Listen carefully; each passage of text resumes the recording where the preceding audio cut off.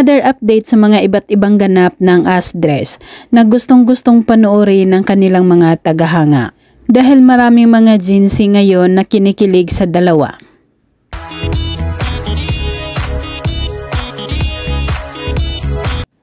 Habang nakaupo sina Andres at Astin, nakakakilig ang kanilang titigan at lalo na ang kanilang mga ngiti. Nagtatawanan pagkatapos kindatan ni Andres si Astin.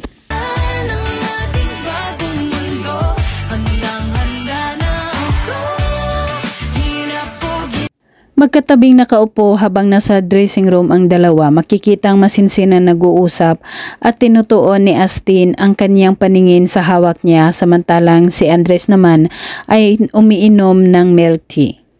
At panay ang titig nito sa mukha ng dalaga habang kinakausap niya ito.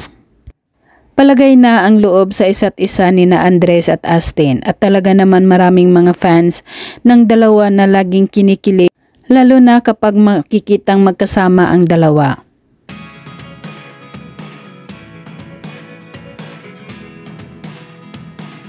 Bago mag-umpisa ang kanilang media fan meet and greet at wala pang tao sa venue, nauna ang Asdres, umakyat at hawak kamay pa sa stage.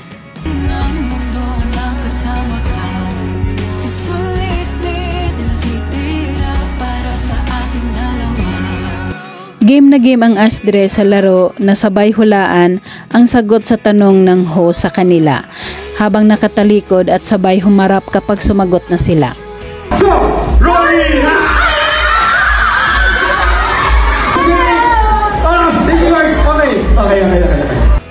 Nakakatuwa naman si Andres Mulak na nakisabay sa sayaw ni Astin Olvega pero makikita mong nasa likuran lang ito ng dalaga.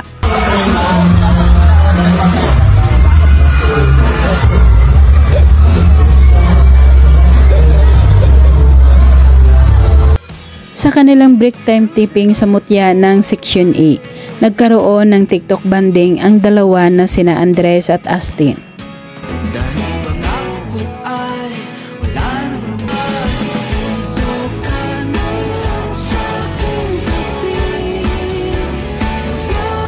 Iba talaga ang mundo ng dalawa kapag magkasama titig na titig sa isa't isa habang nag-uusap at samahan pa ng kanilang mga magagandang ngiti.